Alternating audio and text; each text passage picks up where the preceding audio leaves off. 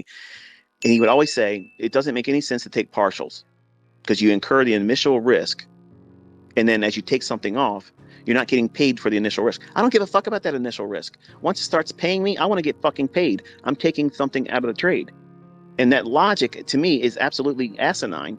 You are in this to make money. You're not in here to say, here, I got a trophy. It went to my target. It's going to my target many times, but I don't need it to go to my fucking target. I'm rolling that account up. I'm parlaying that account up. And I'm quickly removing all that leverage that I have tied up in that trade. I can do something else while I'm scaling out. You don't see that shit. That's how I ran these fucking small accounts up. That's how I did it. But you want to listen to these fucking clowns that don't trade. They don't do shit on there. They make these little squiggly fucking lines and poor ass jokes. These people don't make fucking money. They don't make money. They don't fucking have consistency. But they hate fucking people like me. And I fucking love it. I love it. So backtest for 3 months minimum, or 6 months of backtesting with tape reading.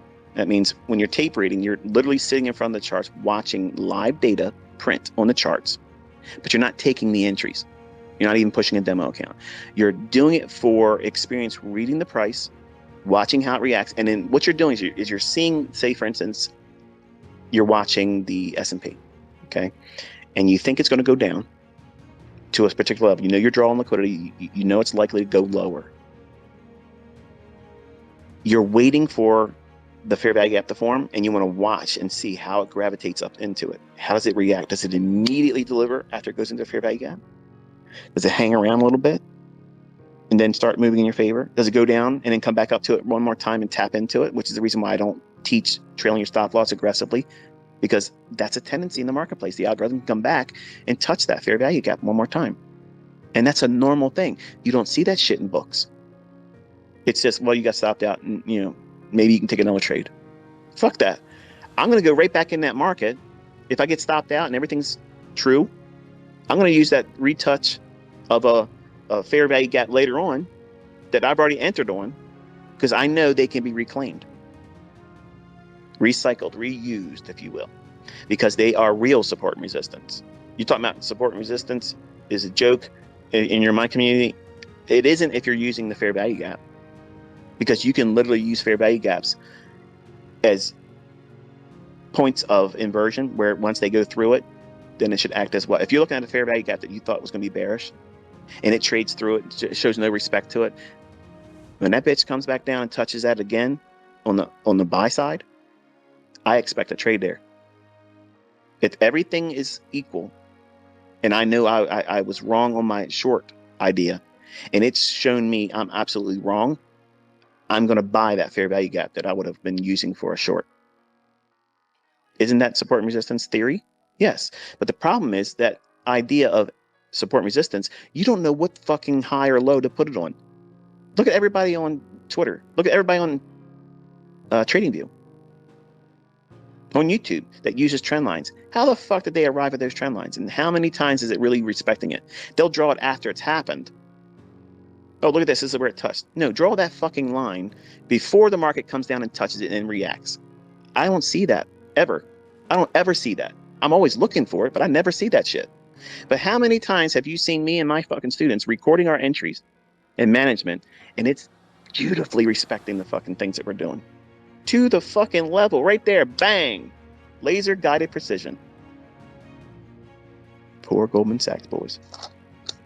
So you got initially, right away, going into anything with me, you got a minimum of 6 months of never pushing a button, because you need to know how you're going to react to seeing price. Are you going to be palms sweaty and anxious about it? And you're not even in a demo, because you want to be right. And you're going to see how removing the idea of being right or wrong, take the game aspect out of it, because that's bullshit, because this is not a fucking game. It's not a fucking video game. This will wreck your fucking ass. It'll ruin your shit if you don't know what you're doing. So you got to respect this risk. And I'll talk a little bit about that in a moment, but you want to be listening to your internal dialogue of what you think you see in the charts.